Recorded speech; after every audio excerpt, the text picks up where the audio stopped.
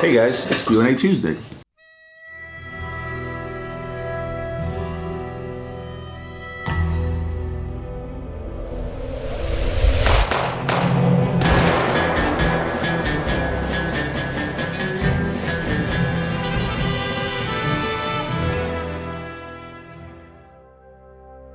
Previously on Q&A Tuesday. This question comes again from a gentleman whose question I answered before, named Kuba Kardaś. Kuba Kardaś, thanks for coming up with great questions as usual. Kuba Kardaś has kind of become a regular. Here's a good one from Kuba, whose question I answered before. And last question is going to be from a regular on this show, Kuba Kardaś from Poland. I know he's from Poland because he commented that recently, and he wants to have a drink with me in Poland. Roman, since you actually haven't answered all of my questions, I decided to fly in from Poland and ask you in person. Everybody meet Kuba Kardaś, my probably #1 fan on YouTube and a guy whose questions I've answered numerous times. He happened to be in the United States on vacation, right? Yeah, exactly. Showing your wife and his 2 sisters. They're actually doing a little bit of a tour of the East Coast, and send me an email, say I'm going to be in town, and here's Kuba. So, first of all, very, very nice to meet you in person finally. Yeah. Very nice guy, by the way. A lot younger. I picture him to be older. So tell me, what questions do you have for me now? Well, actually, one of the questions that I have for you is a bit of a creative one. So, if you actually had 5 minutes to lay down your final plan for a new Royal Oak, what would it be? Final plan to lay down for a brand new Royal Oak. Well, I will start off with this. I would certainly leave the Octagon. The Octagon is legendary. It's something that was designed by Gerald Genta. That's something that one should never take away. I would love to see a crystal Royal Oak. And I know everybody's going to say, well, you're jumping on the bandwagon of Richard Mille and everybody else that did the crystal watch, but I would love to see a Royal Oak in a crystal version. And I would like for it to be priced reasonably in comparison to others. Not make it a tourbillon, but take an existing model, an existing Royal Oak chronograph, make it completely open, make it completely visible, and really showcase what's inside the watch. I feel like that would be one very nice version of a Royal Oak. The issue with the Royal Oak in general, as a sports watch, is that it has its basic design, it has its bracelet, and that's something that the minute you deviate left or right from that, especially the octagon bezel, you no longer have a Royal Oak, right? Yeah. So the only option, this is what AP's been doing for years, is to change out dials, to change out the colors, to add different complications to them. I would like to see a current 41mm Royal Oak Perpetual in a skeleton version, much like the older ones. Last but not least, I would love for AP to go back to their roots and sort of do what they did back in the 80s, 70s, and even further down, and that is show off their skill of engraving and decorating the movement. If you look at some of the older Royal Oak Perpetuals and you look at the back of the watch, you often see a beautifully decorated movement. I think the closest thing I showed recently was the Grand Comp, the jewels. Yeah. It's a beautifully decorated movement, both front and back, and I think Royal Oak has gotten away from that. They started making the watches a little more rugged, even though the rotor is still beautifully decorated, but the rest of the watch I feel like is not. I would love for them to go back and do that. I think that would certainly make it. But if I were to make something completely new, completely custom for myself, my choice would be a Royal Oak Perpetual skeleton in a 41mm with both decorated the front and the back of the watch. I would do that watch and I would go back again as a throwback. I would use the combination of tantalum and rose gold. If you remember back in the day, they made a Royal Oak tantalum rose gold. I'm sure Ian will pop it up. And I would use the rose gold and the tantalum because I think it's a sick combination. Tantalum is slightly darker than titanium. It's sort of like dark gray. It works extremely well with rose gold. And if you took a current movement of a Perpetual, skeletonized it, put it in a tantalum 41mm case with rose gold, that would be my choice. Okay. And another question I gotta ask you is about the Only watch. What's your reaction to the market results for those pieces? Are you the one who bought the 31 million pack? No, I stopped at 29 million actually. But no, I think that just to go back to the cause behind the Only Watch auctions, I'm a big fan of charity. Anytime I get a chance to give back for various causes, whether it's cancer or kids with diabetes, toys for tots, anything and everything, especially locally, where I can get involved, I'm always involved. So the concept behind the Only Watch auction, I admire. I think it's a wonderful thing to give back on any level, especially on the level such as this, where you're raising millions now, not tens of thousands, not hundreds of dollars, but millions. Although whether you somebody that's involved in something that's raising $10,000 or millions of dollars, the concept is still the same. It's very honorable to do so, and I'm a big fan of that. As far as the watch itself, let's figure out the Grand Chime, right? A watch that today, if you can get your hands on one, is trading anywhere from $3.25 to $4 million, right? Obviously over its list price. Now you have a watch that fetched 10 times the value. Question becomes, who bought the watch? And 9 out of 10 dealers out there, myself included, will lean towards the fact that it was Patek themselves that bought the watch back, because it's wonderful, wonderful publicity. So let's assume they did that. And I'm not saying they did because nobody really knows, so I'm gonna say just an opinion. If they did that, it just shows that how much they care and the cause has gotten what they want. If somebody else bought it, great. But you know, a lot of people will tell you that, oh, Patek bought it, publicity is great. Can I blame them for that publicity? Absolutely not. I gave a watch away to a veteran. I didn't do it for the publicity factor of it. I did it because I'm a veteran. The guy was a veteran. When I spoke to him on the phone, when I read his email, I literally cried. And I said, you know what, I'm not going to sell this guy a watch. At first I was going to sell it to him at cost and not make any money on it. I said, that's not enough. And I just gave him the watch a day before he went on his 14th deployment to Afghanistan, right? Guy's been blown up in a truck, Purple Heart and everything. It made me feel good about myself, I'm not going to lie. But at the end of the day, I did a good thing, felt great about it. The guy felt great about it. And that was the whole point of that, right? But at the end of the day, it was still a publicity stunt. Because people that watch that video, they say, oh, Roman did such a great thing, he's such a great person, he's such a nice guy, and so on and so forth.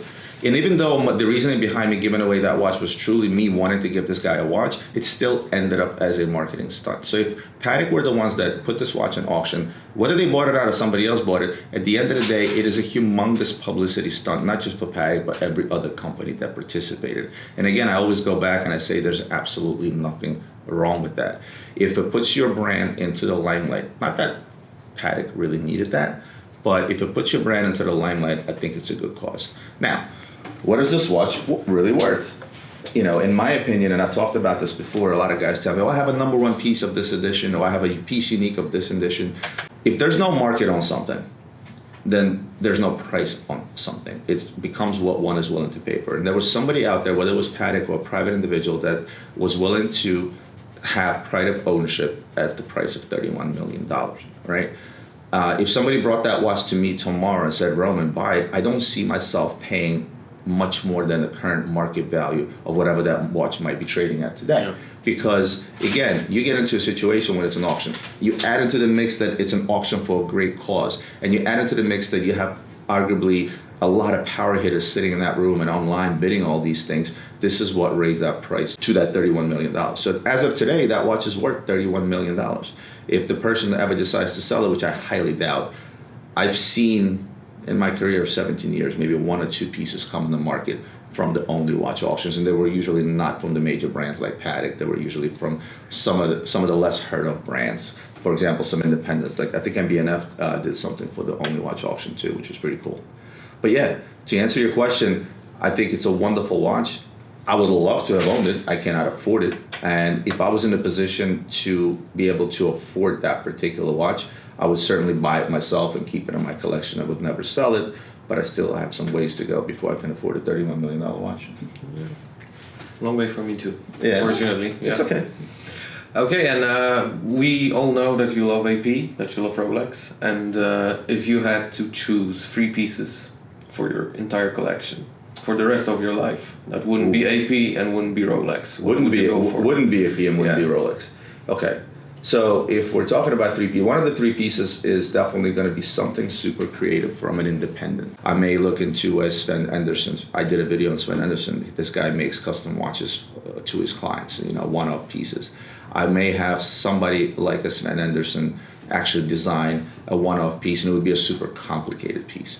And by super complicated, I mean it would be a Grand Comp, it would be a perpetual, it would be in the likes of a Sky Moon Tourbillon, right? For the other 2 outside of Rolex and AP, you will most likely find me in a Breguet. I don't know which Breguet. And again, because I'm only picking three, I would probably go on the higher echelon because Breguet is arguably the godfather of all watchmaking, right? With things like the Tourbillon, among many other creations that he has made. History-wise, that's a brand I would certainly have to have in my watch box. Which Breguet would I go with? There's an oldie but a goodie. It was a skeleton perpetual tourbillon that he made. I don't remember the reference number. It's done in platinum, blue markings. It's a beautiful watch. I'm sure Ian can look it up and put it on the screen. It's an older model. Or maybe even his orbital double tourbillon in platinum.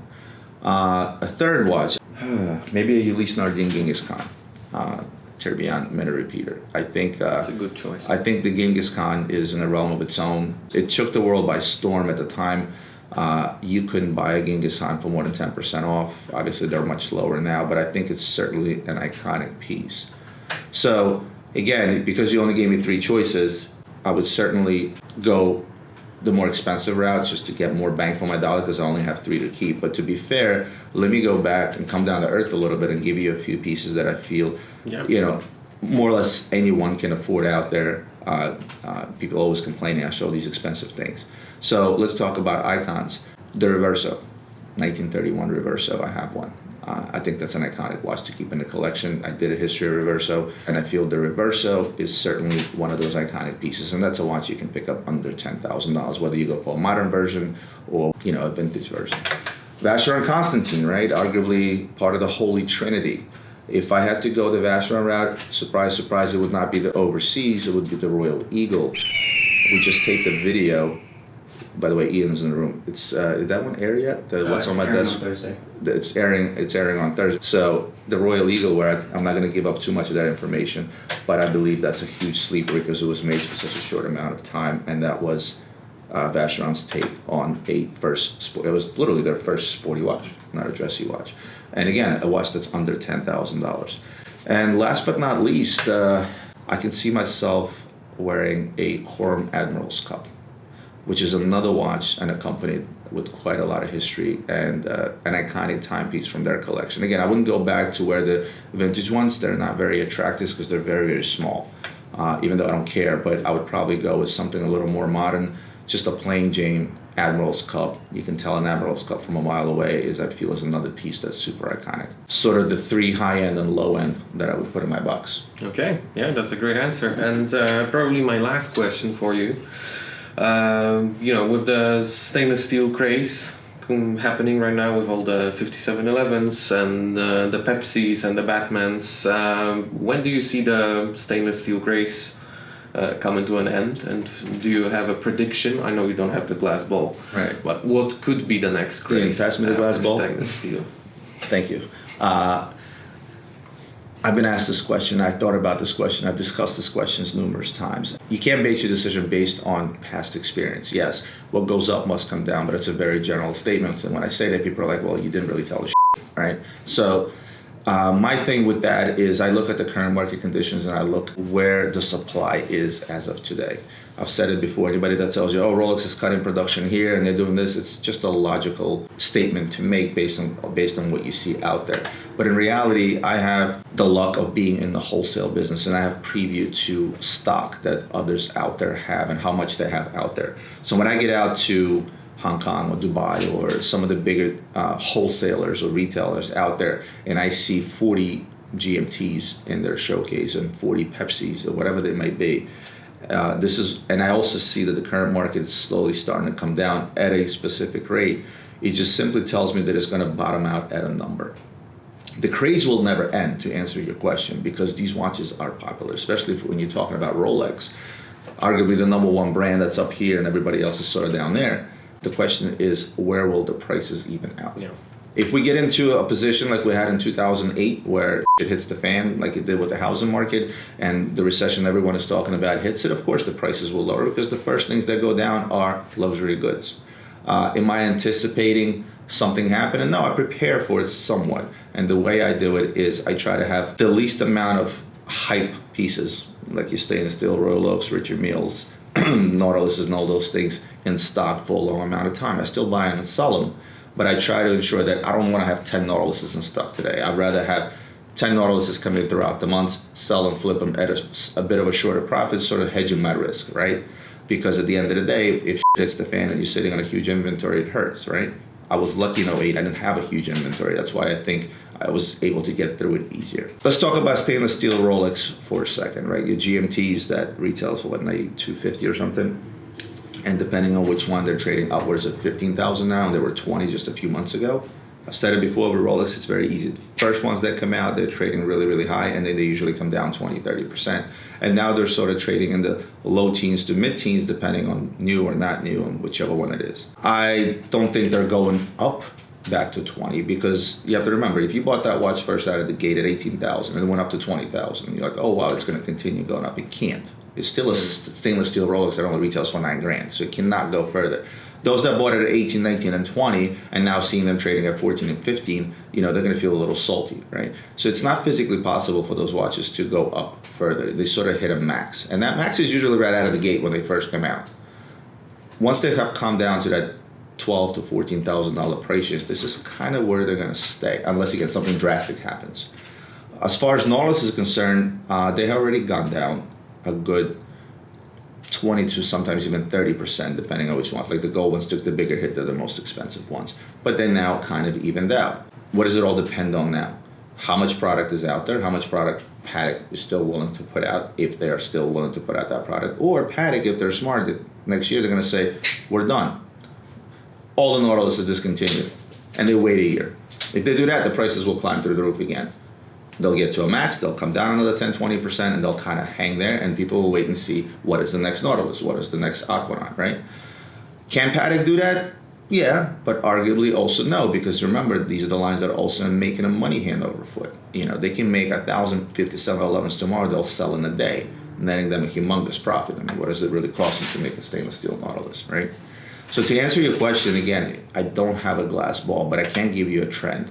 Anything new, anything that's hot, it gets to a certain max, it dips down a little bit, and then it sort of comes down to a reasonable price unless something drastic happens. And that could be outside of the watch world, like say another crisis, God forbid, or a company saying, oh, this watch is discontinued. Now remember, Patek never officially discontinues anything. The only way you know something is discontinued is to look at the price list.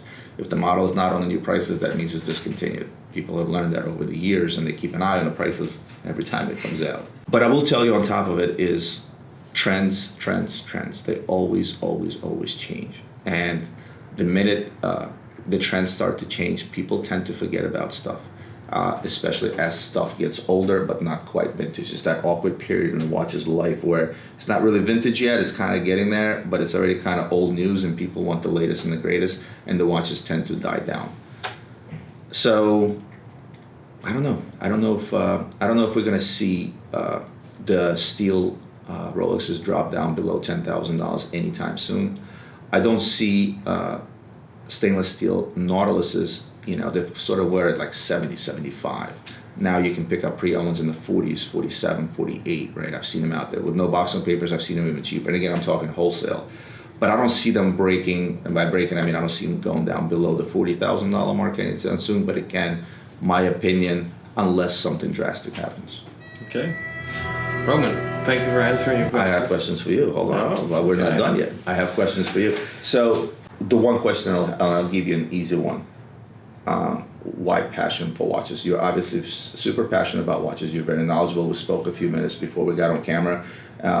What makes watches so attractive to you? What makes you so passionate about watches? Well, there's a combination of a few things. My love for watches has started, let's say, 5 or 6 years ago, probably. I don't own any crazy pieces at this point. Not yet. Not yet. Yeah, I definitely will. It's in the making, I'm sure. Probably, when social media became a big thing, I started following, when Instagram hit, I sort of started seeing watches there, and I was aware of them in the past, but wasn't really crazy about it. And then I remember getting my first automatic watch, and it was, I think, an Armani watch, so it was totally fashion, nothing intricate in the movement, but just having the exposition back and being able to take a peek into the movement and seeing how it all works really sort of something clicked in my mind. And then actually, I think the biggest thing was, getting to channels like yours and actually seeing, all the crazy pieces, of course, Rolex, Patek and stuff. I'm sort of really crazy about all the hyped up pieces. So Richard Mille is really sort of the thing that I would definitely go for. But I also like more traditional pieces from Patek or from Breguet. Like you mentioned, I think that if I were to buy a very expensive watch, I would like it to be, like many other people, accomplishment mark for me, that I've done something well in my career or in my life. Even when I wasn't getting very expensive watches, I tried to buy them to mark some occasions. So where I was going somewhere with my wife, to exotic trip or something, I would always try to find a watch there. So I think that of course we've got our phones, we have all the battery powered quartz watches, but any sort of thing that's mechanical, even if it's mass produced, and of course all the luxury goodies you've got in your safe here and in other places. I know everyone says the same thing probably, but there is something in it, and I feel that a watch can be really like a lively object, and to have that thing ticking on your bedside table and picking it up in the morning, and even if you don't have a crazy collection, I don't have RMs or Rolexes. Not yet. Yeah. I hope. Even having 10 or 15 watches, or that's probably a lot of watches, but having the option to actually choose something, it takes me a lot more time to decide on a watch than on the clothes I wear in the morning. So even buying straps, cases, travel cases, it's something exciting, and I just like the whole process. Probably that's a bit worrying to me and my wife, that I spend too much time on Instagram just scrolling through all the stuff. That's why I'm sort of waiting on Instagram Premium, where I can skip all the ads and just get to the stuff I really want. But sort of also, as I wanted to mention your channel and how thankful I am for having the opportunity to meet you, to meet Ian as well. You are, I think, sort of a window to this whole world, which is outrageous to most people. Not even talking about the prices, but actually for somebody that doesn't know watches, the possibilities and how complicated and how well thought out these watches can be. This is just out of this world, and the way you actually build your channel and the content you put there really makes it easier for people just with a little bit of interest to really sort of dive deep into the passion. And I think the greatest thing about watches is, even if you don't have millions to spend on RMs and unique Pateks or some vintage stuff like Paul Newman's or any of the goodies that Bob Maron deals, I think even if you have $500, you can still get a very nice quality timepiece that will serve you for years. And that you can just get attached to. So it's a beautiful passion, I think. First of all, thank you for the compliments, for one. But I'm glad you said what you said, and the key point is what Kuba ended with. This passion is not about a dollar amount. This passion is not about a price tag.